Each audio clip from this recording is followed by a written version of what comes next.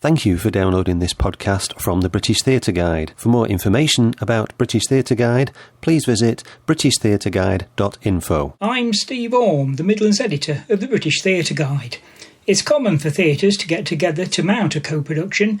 Derby Theatre and Queen's Theatre Hornchurch are regular collaborators, and they're getting together to stage Neil Bartlett's new version of Robert Louis Stevenson's Jekyll and Hyde.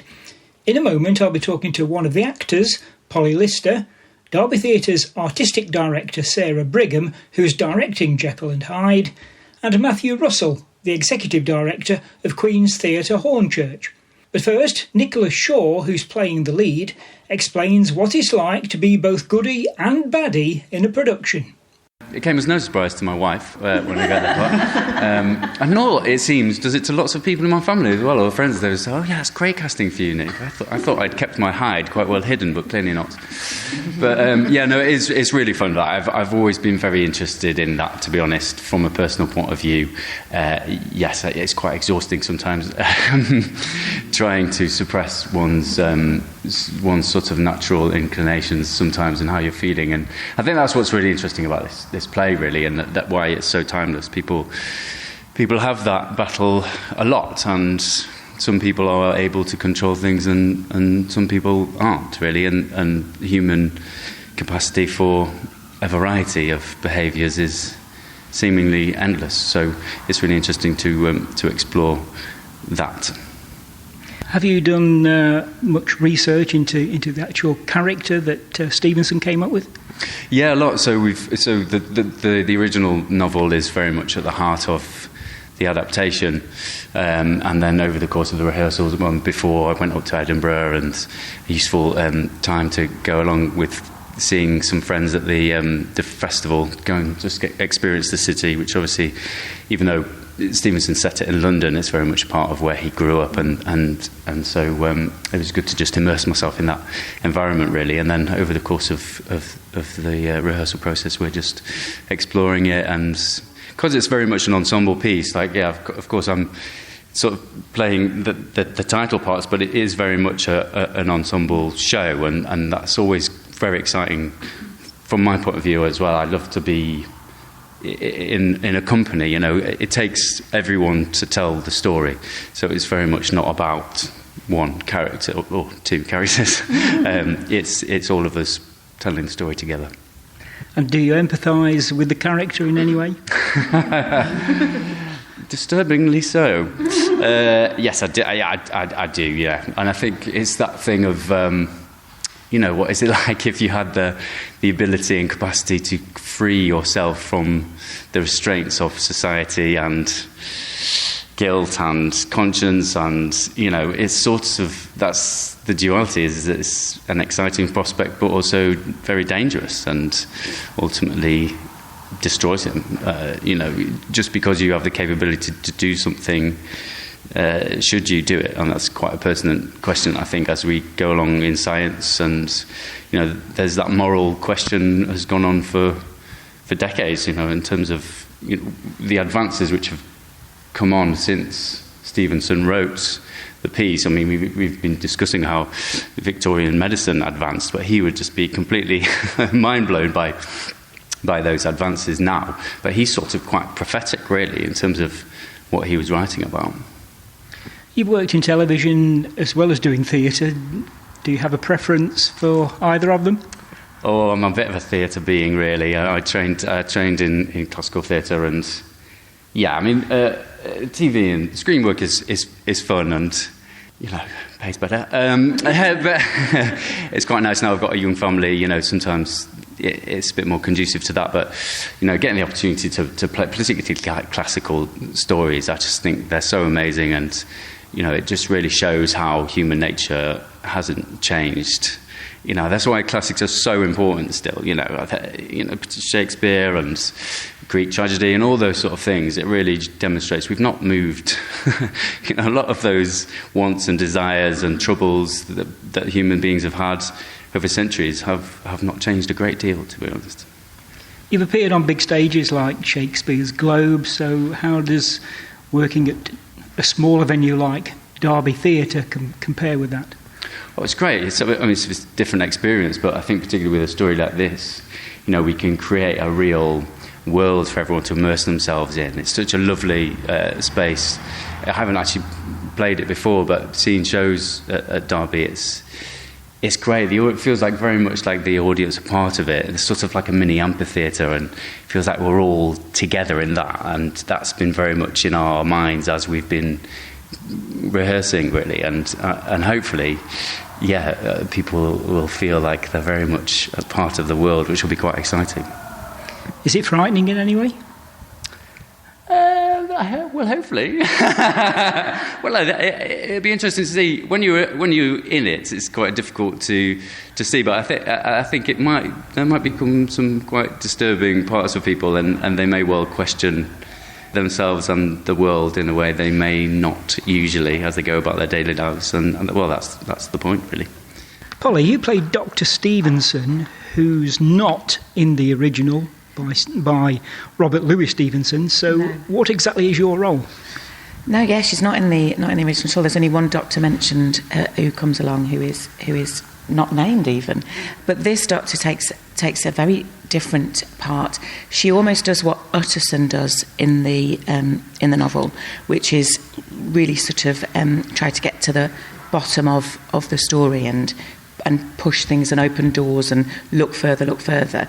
But she does it with more gusto and to a more vital end. She's almost doggedly pursuing this tale and confronting the male sort of barriers that she meets.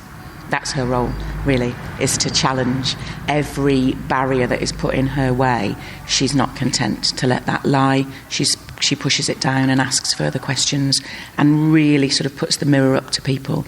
Utterson in particular, Lanyon, all the characters, and then ultimately Jekyll, just questioning them and challenging them and asking why they're not asking their own questions. It seems to be quite different from the original in that there's a great emphasis on female characters. Yeah, they're not. There's no female characters in the original, so yeah, that's a plus point straight away. And I mean, Neil was here and was talking about how cleverly that was done by Stevenson. That what is the best way of showing that men just completely disregard the female population in that day, and it was just don't write any female people in it. Let's make it that obvious. Let's not try and tell it. Let's just ultimately show it. And this very cleverly does the same whilst also giving them a voice. So you've got Dr. Stevenson, Mrs. Poole, who is the house mistress to Jekyll, and also the girl who in our play is called Tilly. And the girl in the original obviously is the first one that Hyde tramples. That's the first victim. That's what lets the story out. And yeah, they are crucial. They're absolutely crucial in this story, but they're also constantly trying to be silenced and constantly being talked over and doors shut on them. And that's done through this brilliant adaptation because it is so immediate and so physical. And you mentioned visceral, Nick. I mean, it really, really is.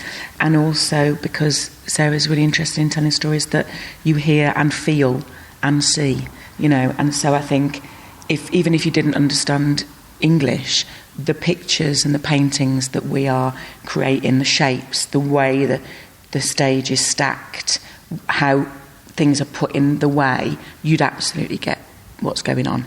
And you'd be screaming from the audience, listen to the women! It seems as though it's really a play for the 21st century then. Yeah, absolutely. And it should have been a play for the 20th century. And it should have been a play for the 19th century. Yeah. Is it enjoyable being in rehearsals and getting to the bottom of all the characters? Yeah, it's absolutely awesome. The team is phenomenal. Movement is exhausting, and we've all got achy bodies, but it absolutely is at the forefront of this telling. And yeah, there's just a great bunch of personalities, which is, the novel is peppered with brilliant personalities. This play is, the rehearsal room is, lunch breaks are, It's a really good team, and I've worked with Sarah a couple of times, and yeah, I'm over the moon that I'm back in the room with her. Yes, stranger to Derby Theatre, you've played here a few times. Yeah. This is my 4th time, and again on a classic. Last time I was here was Great Expectations, that was Neil's as well, and we've done some other things as well. And so there's a shorthand. I just knew what I was letting myself in for, and it's definitely got the Derby Theatre sort of signature on it. You've worked with Sarah before. I know she's sitting next to you, but what does she bring to a show? Oh my God! Well, she is the passion and her voice is the show. I mean, the show has been written because Sarah saw it in her head and knew who she wanted to tell it, which is why she went to Neil in the first place. And the passion in the room is evident. Wanting to tell this story is evident. Getting the voice heard is evident. It wouldn't, even if Neil had written an adaptation of Jekyll and Hyde, it wouldn't be this show if Sarah wasn't at the forefront of it. So Sarah, how did Jekyll and Hyde come about? So Jekyll and Hyde as a novel was the first, if you look at Victorian literature, it was really the first novel in which the lens went to an introspective place. So Victorian literature was littered with doppelgangers, twins, mirrors, and that's how they observed the human condition. And what Stevenson did intelligently was, for the first time, he talked about the devil within, he talked about the beast within. And when it was first published, not only was it hugely successful, and people were really shocked by it because they couldn't believe that Jekyll and Hyde was the same person. That was the real, to us it's obvious now, but at that point in time it was really amazing, and it was even preached about in St. Paul's. So it was a real phenomenal text of its time.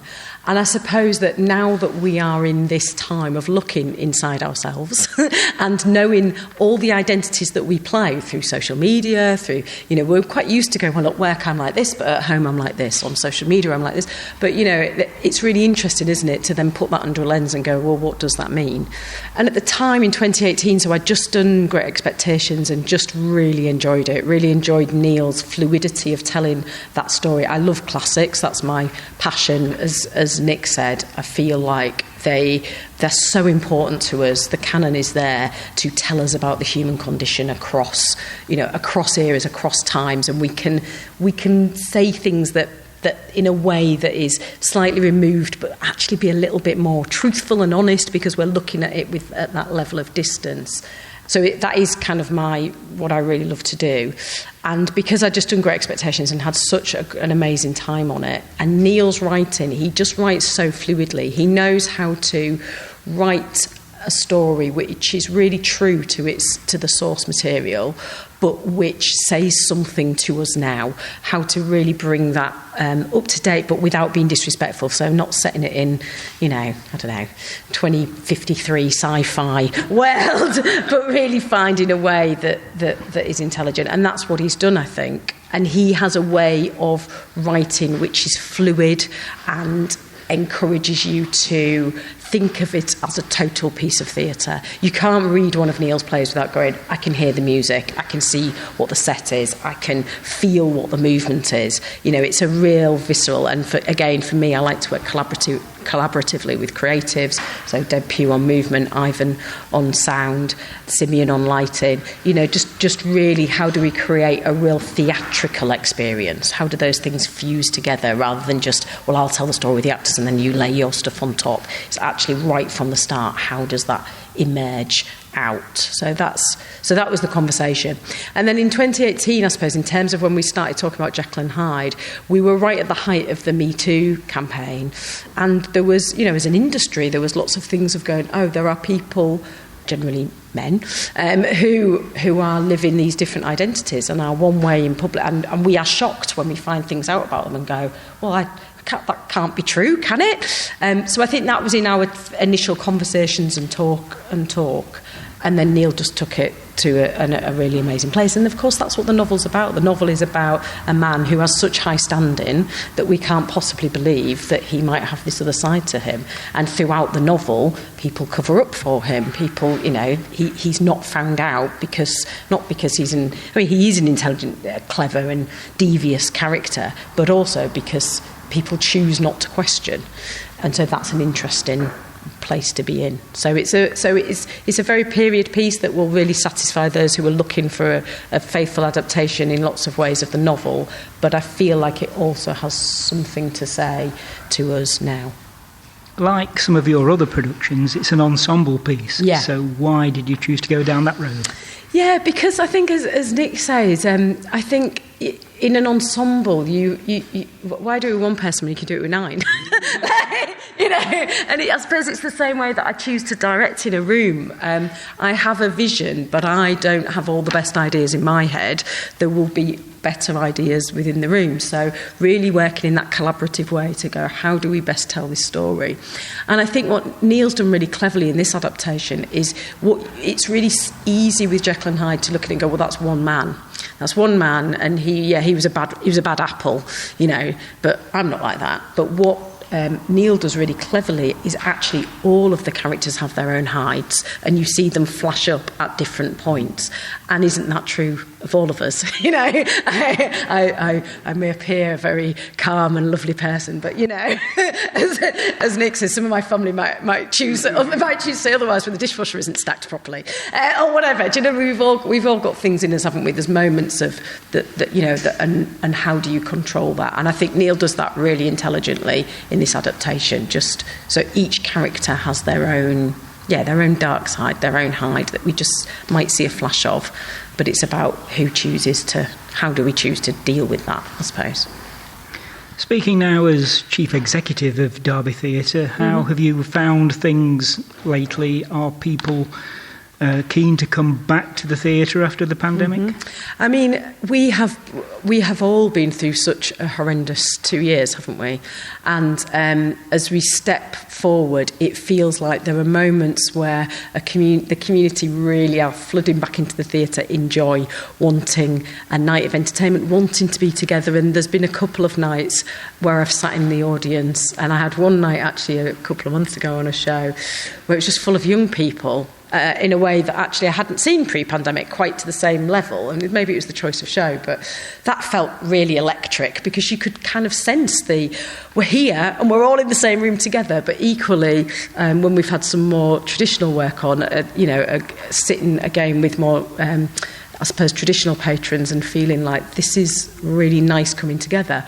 But having said that, it's fair to say some people are still concerned, some people are nervous, some people have got out of the habit of coming to the theatre. So there is a job for us as an industry to coax those people back. And we understand that, and we're still offering socially distanced performances, we're still offering shows where we ask people to wear masks, things like that, because there are vulnerable people within our community, and if the pandemic has done anything, it's made us realise that we all need to look after each other, and we can't actually just carry on regardless. So there is an element of revelling in the joy of us being back together and really enjoying that, but also respecting that for some people it's been a real shifting point for them and made them consider actually their own health and things that are far more important. So I think we as a civic venue need to be respectful of that, and so that's why we're continuing to do things like offering socially distanced performances and things like that. Mathew, you've collaborated with Derby Theatre before. What are the benefits of the two theatres working together? Wow, well, countless. I mean, I think the one benefit which is brilliant about this project is how you continue to collaborate and you continue to learn from collaborating together, and you build on the collaboration. Collaboration is wonderful, but it also, there's a lot of learning about different organisations, however similar they may appear. So the great thing is to keep doing it and to keep exploring it and to keep finding ways to make it really interesting and really beneficial for artists, audiences, and the work itself. And that's definitely the case in terms of Derby Theatre. It's been a wonderful journey so far, and one we hope to go on to long into the future. Does it help that you can share the costs of a production? Yeah, obviously, there's something about costs, but actually, I think it goes far beyond that. I think it's about values, and it's about a kind of a shared appetite to explore work in particular ways. It's about thinking about the crossover between audiences and what's similar about them and what's different about it. It's about learning from each other in terms of how we're tackling all of the changes within 21st century producing theatre. So I think the cost thing is, one part of it is a tick box, but actually the more interesting stuff is about the other aspects of the collaboration. I'm working with all kinds of people artistically that you wouldn't otherwise work with, and that's great. New faces and familiar faces.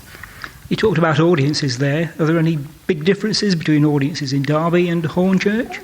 No, I wouldn't say so. No, I mean, I think partly because, going back to the kind of the conversation about the experience within the venue, they're both venues that are very much centred within their communities, and what happens in the kind of the theatre space is part of what they do. Actually, there is so much that happens around that in terms of learning work and participatory work and audience development and talent and kind of other sorts of partnerships and taking work outside of the theatre and touring and outdoor stuff and all that. So actually we kind of share that, which makes for really rich audiences and audiences who are really invested in the venue and the venues in all kinds of different ways, beyond the kind of transactional.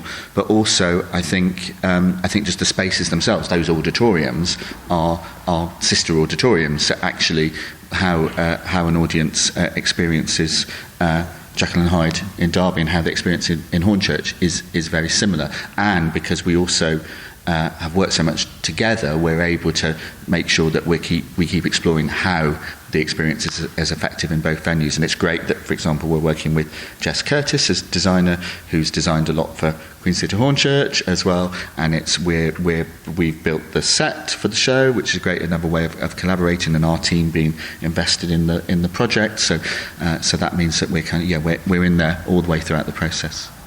And the big question is, will Jekyll and Hyde be a success? Well, yes, undoubtedly, and I think it's for us it's really exciting in terms of what we've done with this kind of one of our autumn drama slots has been very much about the progression of what used to be kind of quite traditional thrillers, and every year we've moved on what we might mean by thriller, or what we might mean by ghost story, or what we might mean by kind of dark tale for the autumn. And Jekyll and Hyde feels absolutely like the next step for the art form and what an audience will expect and really enjoy, and as well as something that feels quite familiar on many levels, will also be really challenged and find it really interesting to see the story told anew in the way that has been described today. Jekyll and Hyde will run at Derby Theatre from Friday the 30th of September until Saturday the 22nd of October, and then transfer to Queen's Theatre Hornchurch from Wednesday 26th of October until Saturday the 12th of November. You've been listening to a podcast from British Theatre Guide. For more information, please visit britishtheatreguide.info.